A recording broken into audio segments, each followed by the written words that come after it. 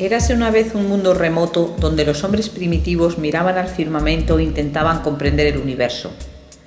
Con el paso del tiempo, los pueblos andinos comenzaron a fijarse en los cambios que se producían en el cielo e identificaron a la luna con la plata.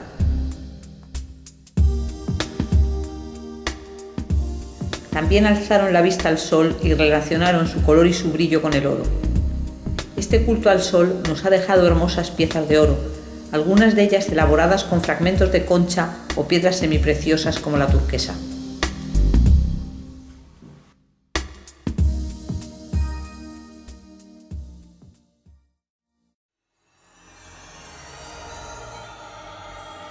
Sin embargo, el oro es mucho más. Es química, mineralogía, geología, historia, arte, tecnología e incluso medicina.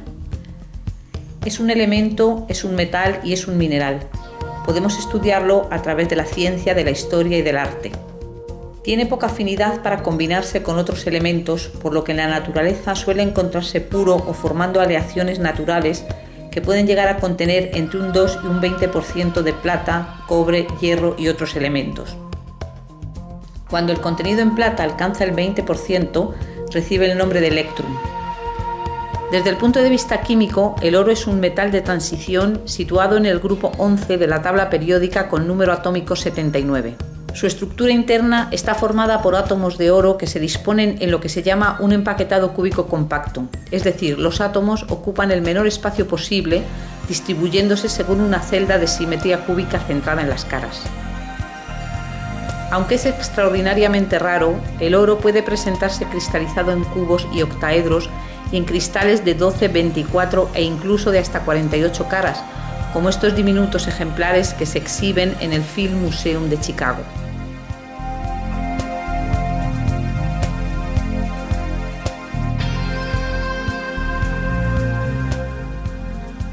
Sin embargo, lo habitual es encontrarlo en forma de masas redondeadas por transporte y rodamiento, que se llaman pepitas, o con formas filiformes de alambres, reticuladas o dendríticas.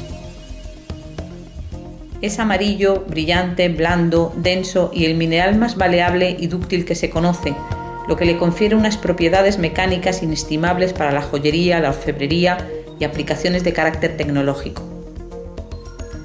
Debido a estas propiedades, sucesivas civilizaciones como etruscos, griegos, romanos o pueblos andinos han aprovechado el oro para elaborar adornos y joyas.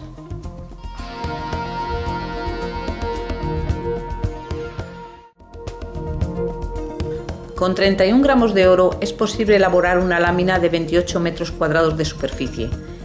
Este es el procedimiento para hacer el pan de oro, con el que tradicionalmente se han decorado todo tipo de manifestaciones artísticas. Más desconocidas son sus múltiples aplicaciones de carácter tecnológico. En la industria electrónica se utilizan hilos extraordinariamente finos de oro para conectar circuitos o en forma de capas micrométricas electrodepositadas sobre los conectores. El oro asegura una buena transmisión y limpieza de las señales. En la industria aeroespacial se emplea como recubrimiento externo de satélites, naves y astronautas para reflejar y redirigir radiaciones incidentes y evitar que dañen a personas y equipos.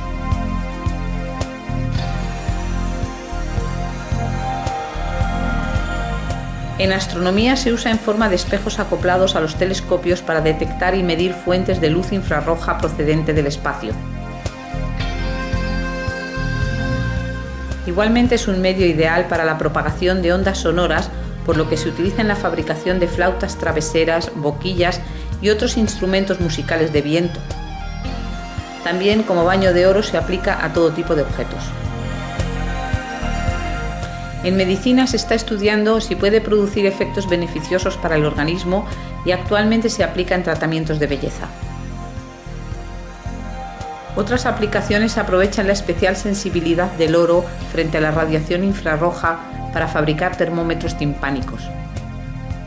Estas propiedades y sus numerosas aplicaciones justifican el elevado valor del oro y el que se haya tomado desde los inicios de la historia como un bien tangible, que dio origen incluso al sistema monetario, patrón oro, imperante a nivel mundial en los 2 últimos siglos.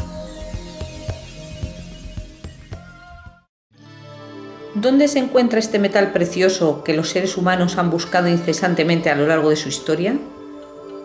Los yacimientos de oro se encuentran en rocas formadas en todas las etapas de la historia de la Tierra, desde el arcaico hasta áreas geotermales actuales y en todos los ambientes geológicos. El oro es un metal muy raro. El manto y la corteza terrestre tienen menos de una parte por billón de media y además solo una muy pequeña parte de esta escasa cantidad forma oro como mineral propiamente dicho. Lo frecuente es que el oro se encuentre como átomos aislados en la estructura de otros minerales como arsenopirita y pirita.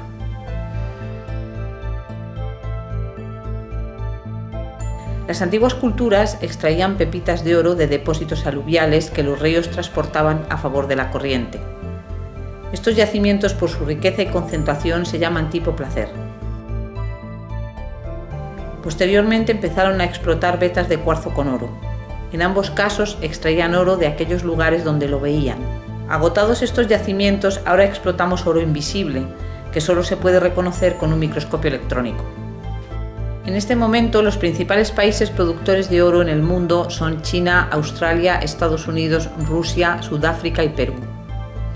Entre estas áreas auríferas destacan los conglomerados precámbricos con oro, uranio y pirita de Witwatersrand en Johannesburgo, el oro en rocas sedimentarias calcáreas tipo Carlin en Nevada y el oro asociado a volcanes relacionados con límites destructivos de placas tectónicas. No es hasta principios del siglo XX cuando se empezó a comprender que el oro podía asociarse al vulcanismo. Se comenzó a comparar depósitos de oro antiguos con áreas geotermales actuales como Yellowstone Park al noroeste de los Estados Unidos.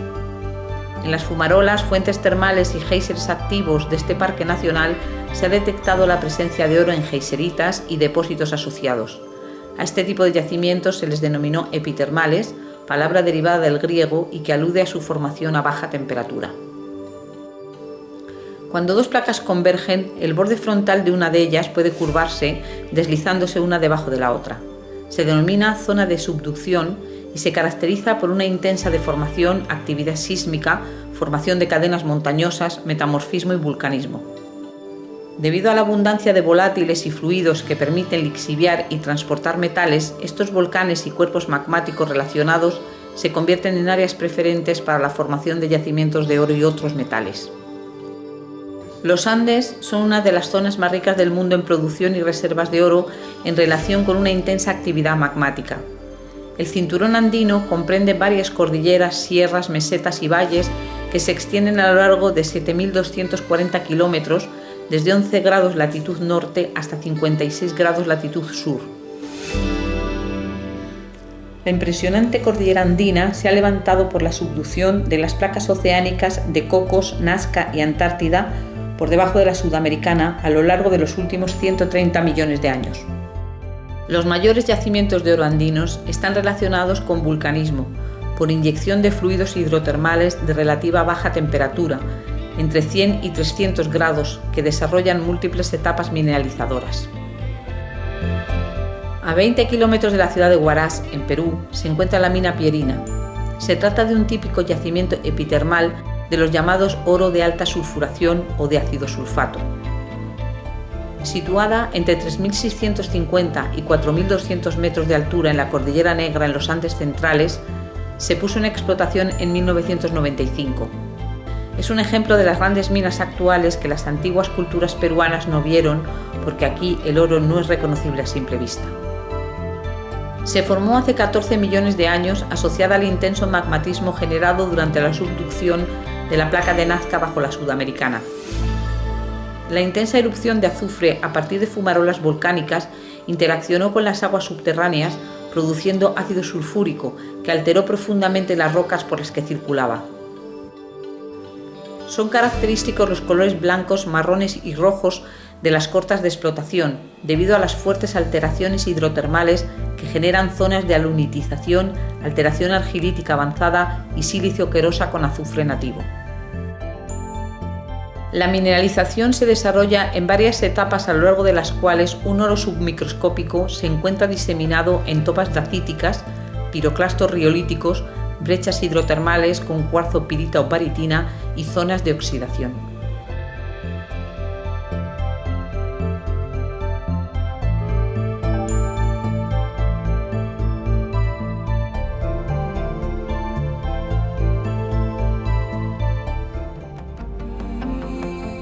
En la cordillera de los Andes se sucedieron desde 2000 años antes de nuestra era una serie de culturas que extrajeron y trabajaron el oro en un contexto funerario, ceremonial y suntuario. En el Perú, las sucesivas culturas se agrupan en base a la cronología de Rowe en un primer periodo denominado precerámico, 3 horizontes y 2 intermedios. En los horizontes predominó la influencia de una cultura única extendida prácticamente por todo el territorio. Los 2 intermedios son periodos en los que coexistieron varias culturas.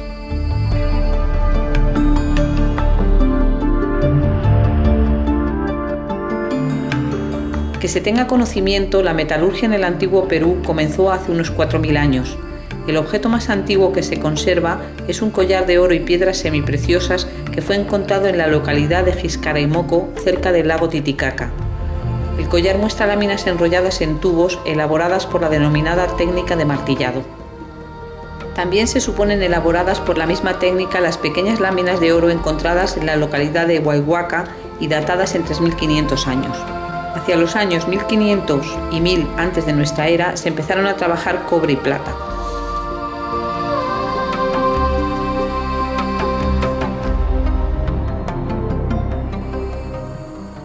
Los trabajos metalúrgicos con oro fundido no aparecen hasta 500 años después y las aleaciones intencionadas oro-cobre, llamadas tumbagas, se reconocen a partir del año 100 y las técnicas de dorados del 300.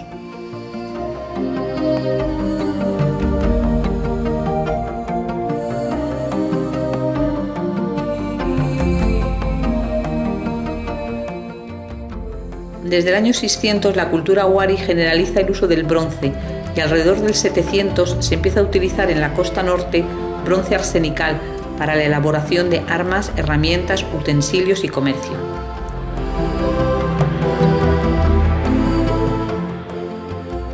La cultura inca extiende el uso del bronce por todo su imperio.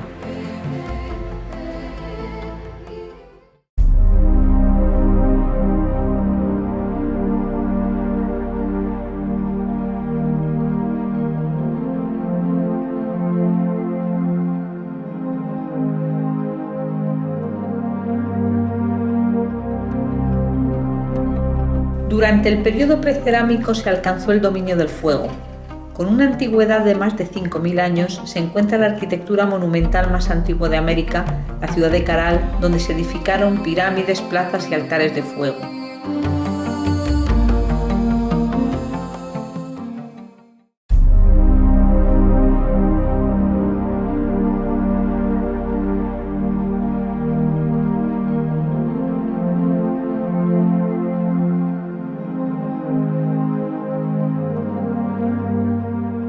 Situado cerca de la ciudad de Huánuco, el Templo de las Manos Cruzadas de Cotos, que data del año 2300 antes de nuestra era, representa la arquitectura más antigua de los Andes.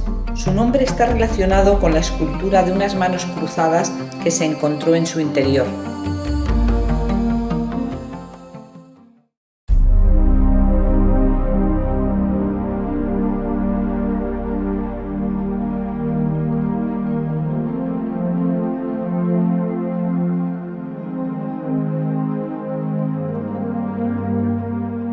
Huaca Ventarrón es un templo de uso religioso construido con bloques de adobe en el que se pueden distinguir 3 fases de construcción.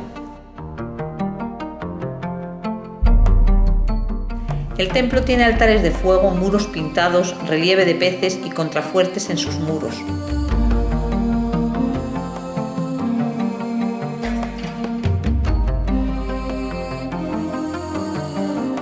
Un mural con la caza de un venado está considerado como el más antiguo de América. En Huaca Ventarrón se ha encontrado el esqueleto de un mono y el de un guacamayo con un collar de turquesas que se han interpretado como ofrendas dentro de un ritual.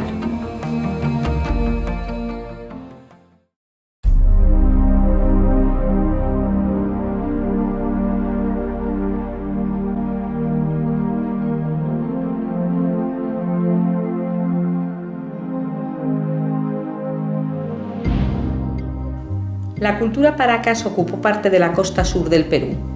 Trabajaron el oro en láminas para la realización de diademas, narigueras y adornos.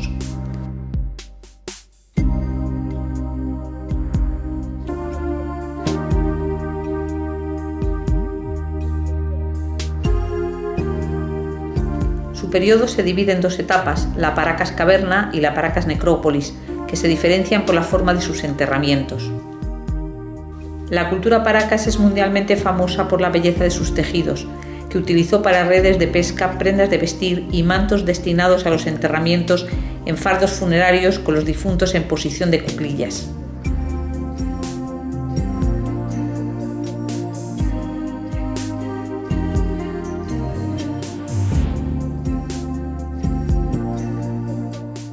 En la ladera norte de la costa de la península de Paracas se observa el inmenso tridente o candelabro, del cual se desconoce su origen o utilidad.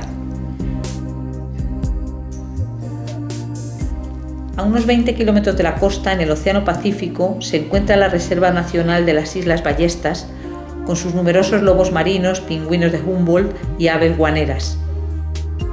El guano, producto de los excrementos de las aves, fue utilizado por todas las culturas de la zona como fertilizante natural para la agricultura.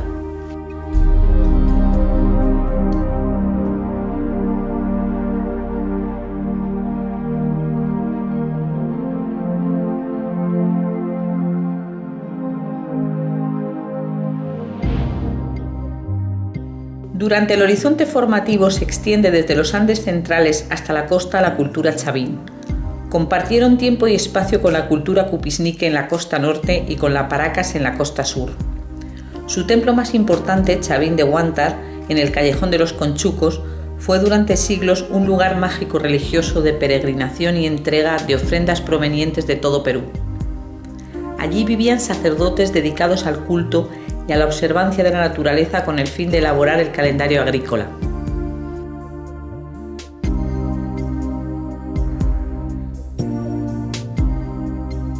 Fueron hábiles trabajadores de la piedra, destacando el obelisco Tello, la estela Raimondi y el Lanzón, situado en el cruce de dos galerías subterráneas del templo de Chavín de Huántar.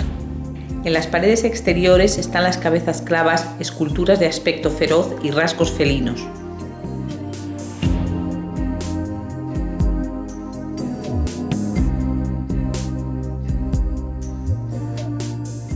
Los metales también estuvieron presentes en la cultura chavín. Prueba de ello es la corona de oro de las 14 caras de la fase Kunturhuasi, año 700 antes de nuestra era, que se encontró en el Cerro Las Copas cerca de Cajamarca. La corona tiene elementos móviles y se construyó por la técnica de laminado, recalentándose para evitar la formación de fisuras. Las láminas se recortaban o calaban en su interior y se adornaban por repujado o por embutido, presionando sobre una superficie blanda.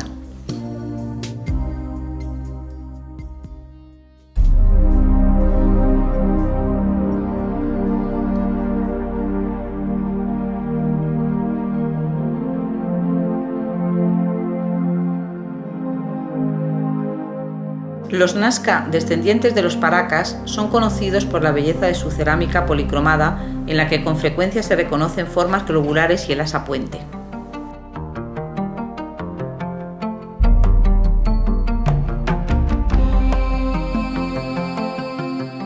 Elaboraron máscaras, orejeras, tocados y narigueras con las mismas técnicas de orfebrería que sus predecesores.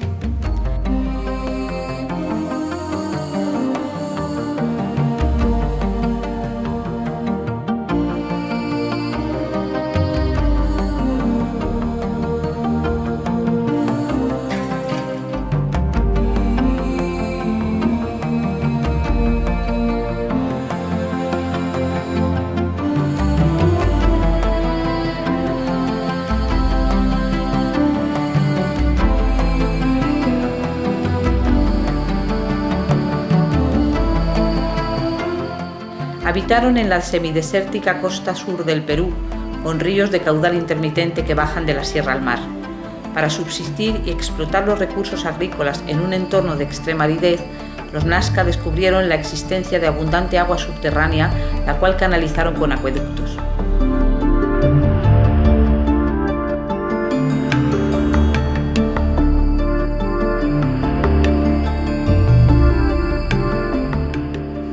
Esta cultura es mundialmente conocida por sus misteriosas pistas de Nazca.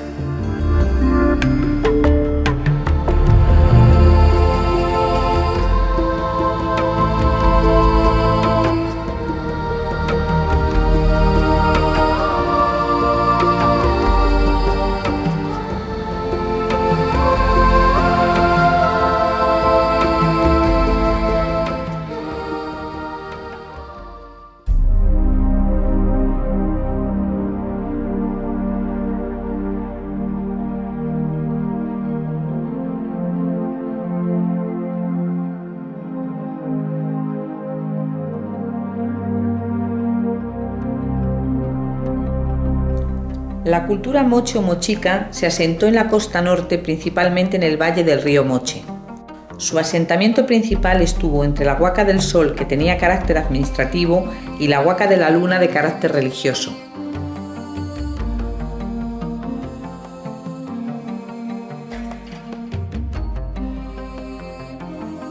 Estas huacas tienen una estructura piramidal escalonada trunca que sufrieron al menos 5 modificaciones sucesivas por el método del llamado enterramiento de la pirámide. En la Huaca de la Luna se pueden reconocer abundantes frisos policromados en alto relieve, donde destaca como figura principal el rostro de Ayapaec, o el dios decapitador, deidad suprema de los moche. En estas pinturas murales se puede observar la representación de objetos de metal como orejeras, mazas o tumis. También destaca el altar mayor y el muro de los mitos, que representa la cosmología moche. En la fachada norte de la pirámide, junto a la plaza ceremonial, veremos 7 impresionantes niveles de frisos policromados en alto relieve.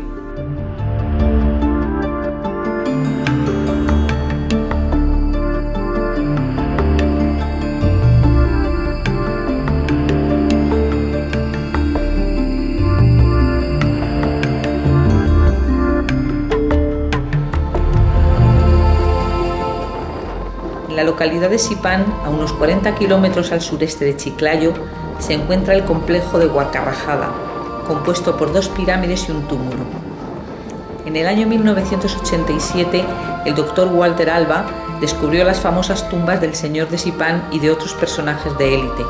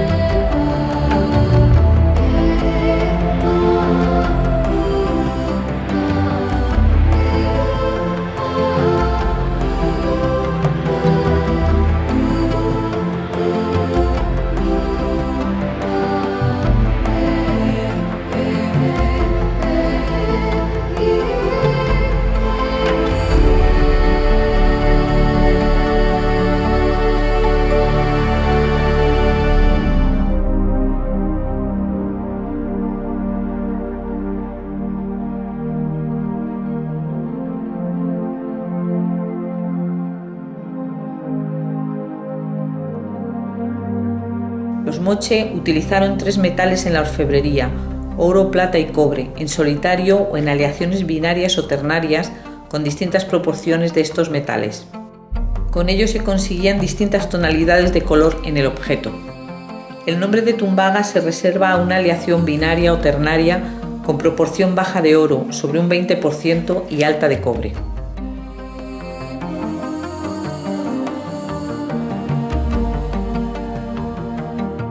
Los objetos eran sometidos a diferentes técnicas para aumentar el efecto dorado o plateado en la superficie.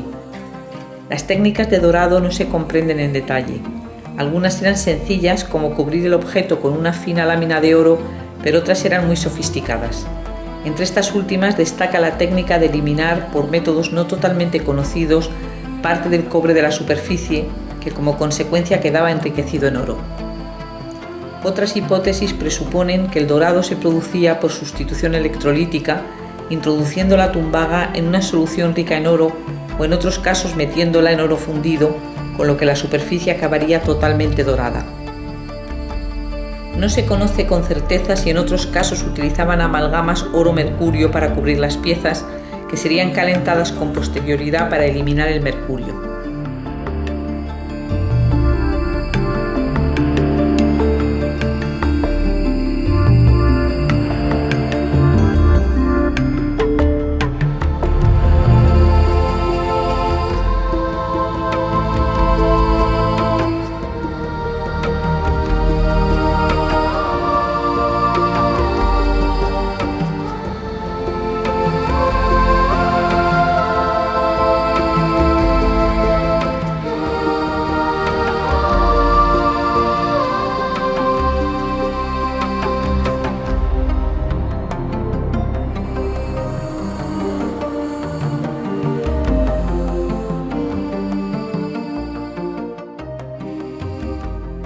Los Mocho Mochica han sido unos de los mejores ceramistas de la historia. Su cerámica, en la que predomina el rojo y el crema, ha permitido conocer sus costumbres y creencias mitológicas, puesto que no dejaron escritura. Utilizaron técnicas manuales de modelado con ayuda de herramientas y otras manufacturadas con moldes. En los objetos realizados en cerámica, denominados huacos, destaca el uso frecuente del asa estribo. En la cerámica, la iconografía permite rastrear la presencia de los adornos de metal. Son famosas las piezas realistas como los huacorretrato y las de carácter erótico o escultórico. Incluso fabricaron instrumentos musicales en cerámica.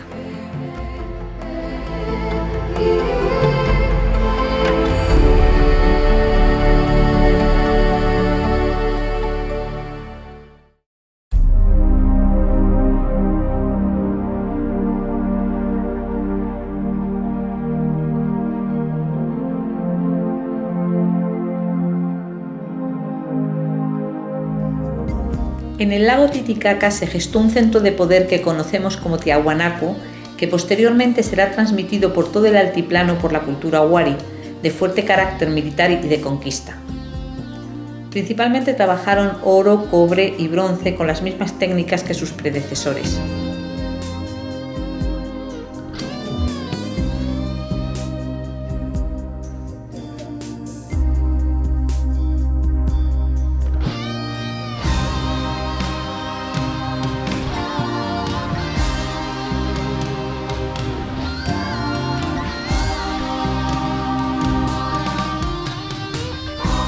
Un importante centro administrativo wari está en Piquillacta, cerca de Cusco.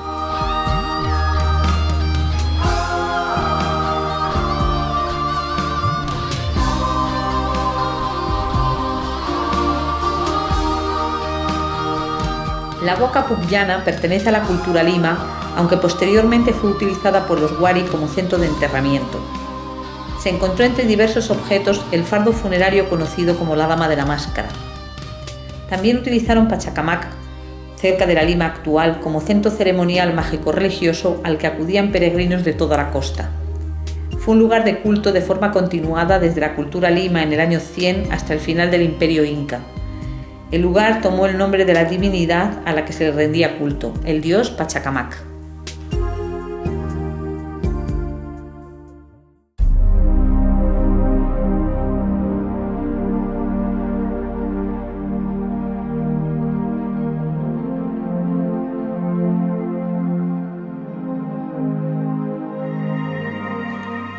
La cultura Sican, que se denominó también Lambayeque, se desarrolló en la costa norte y heredó los conocimientos de los Mochica y los Wari. El significado de Sican en lengua muchic es templo de la luna. El periodo intermedio de la cultura Sican, entre los años 900 y 1100, es el más conocido por el esplendor de su metalurgia. Durante este tiempo, los Sican se establecieron en el bosque de Pomac, dentro de la zona conocida como Batán Grande. Cuenta la leyenda que este pueblo vino del mar liderado por un gran guerrero que se llamaba Nailamp. Una bella alegoría de este momento se puede admirar en la entrada del Museo Brüning en Lambayeque.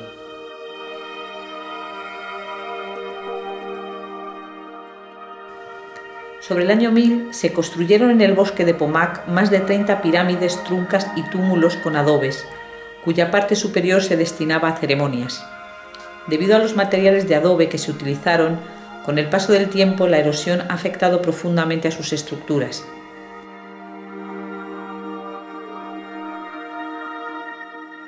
Los trabajos del proyecto arqueológico Sican, dirigido por el Dr. Shimada, han permitido descubrir en la tumba este de la Huaca Loro el enterramiento del señor de Sican.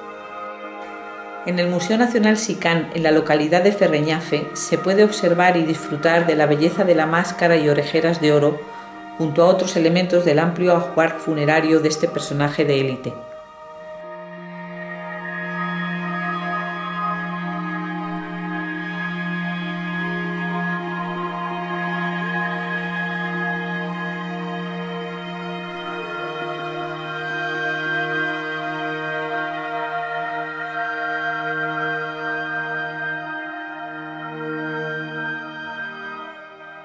La cultura Sican sufrió años de sequías y lluvias torrenciales posiblemente producidas por el fenómeno meteorológico del Niño.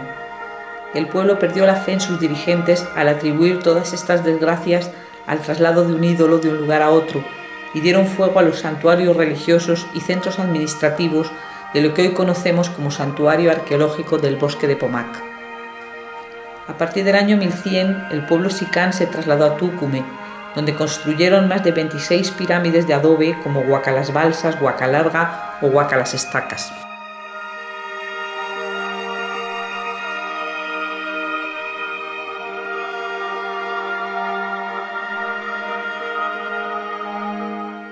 La larga tradición de la costa norte de Perú en trabajos de orfebrería con oro y plata fue desarrollada de forma excepcional por el pueblo xicán. Un elemento diferenciador para la arqueología fue el uso intensivo del cobre arsenical, también denominado bronce arsenical. Esta circunstancia diferencia a los xicán de otras culturas de la sierra que utilizaban el bronce de aleación cobre-estaño.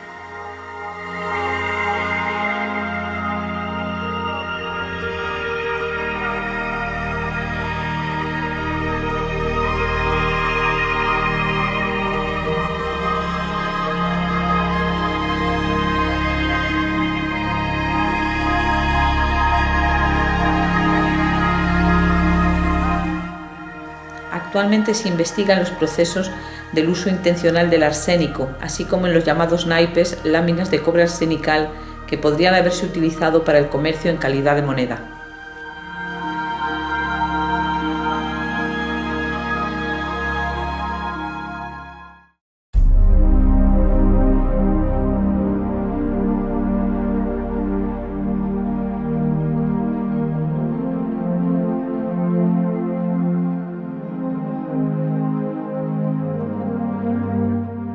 En la costa central, la cultura chancay trabajó la cerámica con molde y sin molde. Los orificios en las figuras son rastros de la presencia de adornos metálicos. Son famosos los cuchimilcos, dioses con brazos de aspecto alado.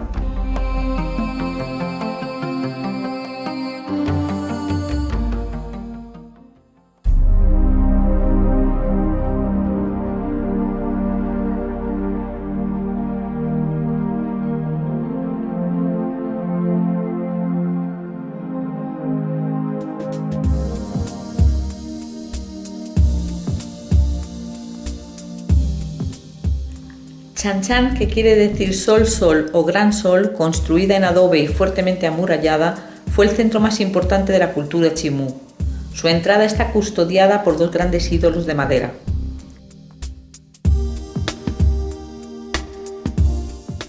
Los artesanos chimú representaban en tallas de madera a personajes de élite o a divinidades.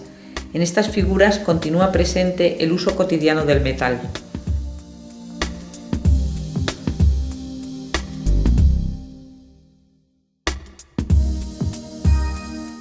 En el interior de Chanchan, la iconografía está dedicada al mar, con paredes que se asemejan a redes de pesca y frisos en alto relieve de criaturas marinas.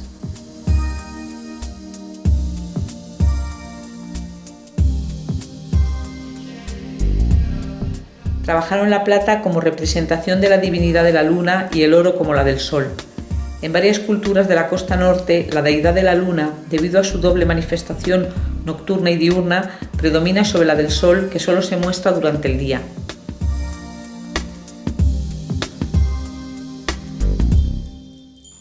La cerámica de color negro es característica de los chimú. La utilizaban para uso doméstico, ceremonias y ajuares en enterramientos. Una peculiaridad de su cerámica es la inserción de una pequeña figura en el extremo del asa. Son frecuentes las representaciones relacionadas con el mar y la pesca en caballitos de totora, que aún hoy en día se siguen utilizando en la costa norte del Perú.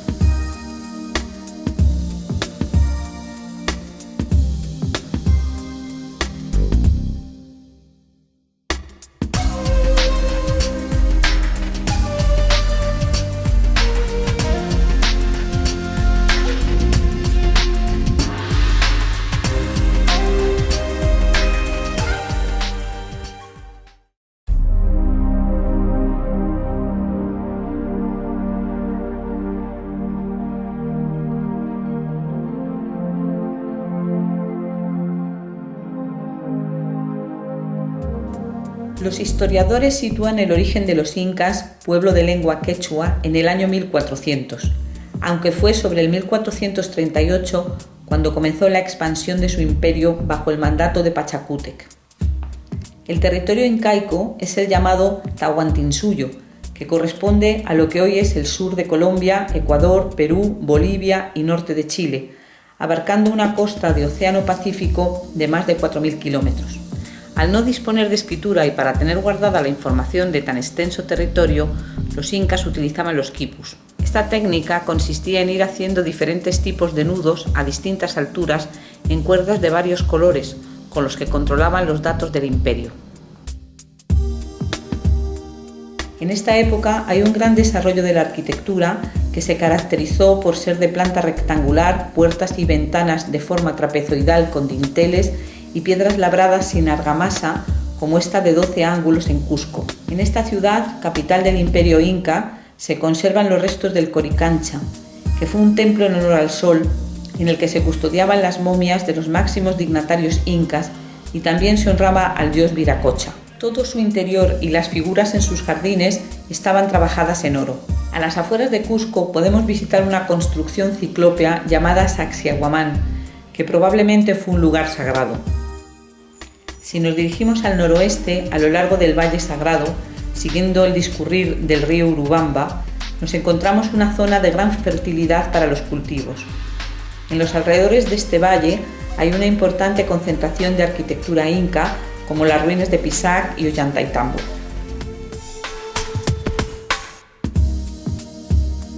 Los incas construyeron en las laderas de los cerros terrazas o bancales que se utilizaron para cultivos. Entre ellas destacan las terrazas circulares de Moray, que probablemente constituían un laboratorio agrícola donde se estudiaba la eficacia de los cultivos en función del ángulo con el sol. No muy lejos se encuentran las minas maras de sal común, usadas al menos desde el periodo inca hasta la actualidad. Siguiendo el curso del río Urubamba y a una distancia de unos 110 kilómetros de Cusco, los incas edificaron la majestuosa ciudad de Machu Picchu.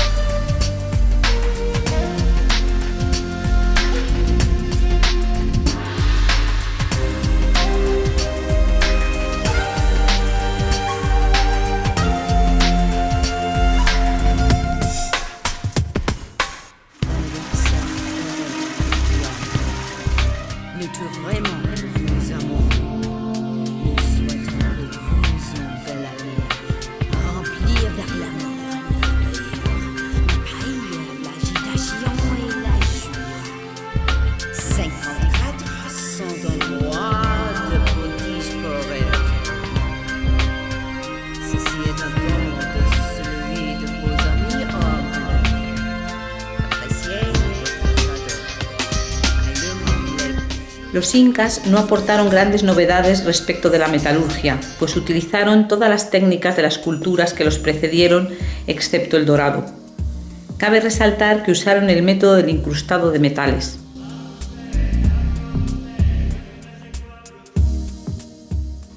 Trabajaron pequeñas figuras para uso suntuario y ofrendas. Se generalizó la fabricación de armas y herramientas en bronce.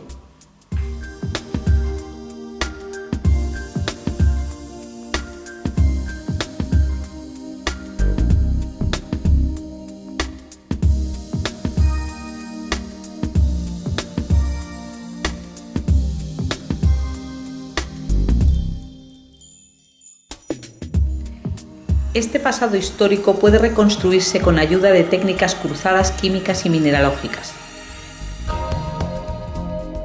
Actualmente se pueden analizar piezas arqueológicas por técnicas no destructivas como la difracción de rayos X en una plataforma multipropósito y la microscopía electrónica.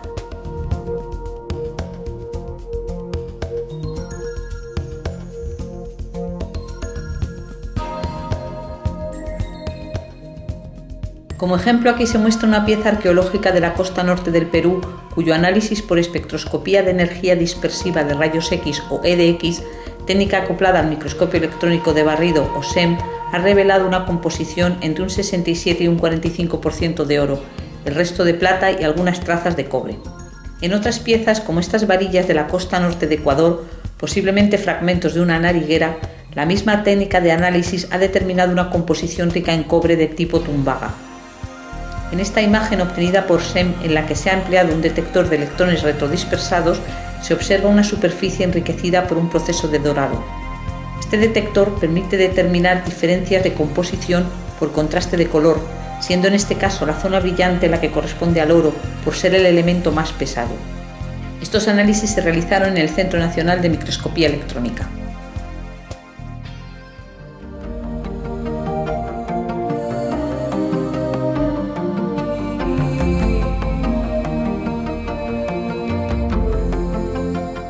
Hasta aquí hemos mostrado cómo el oro es química, mineralogía, geología, historia y arte. Pero también desde el comienzo de la humanidad ha sido y es leyenda, fascinación y atracción. Su relación con el sentimiento mágico religioso y la sensación de inalterabilidad hizo que algunos eligiesen el oro como compañero de viaje para toda la eternidad.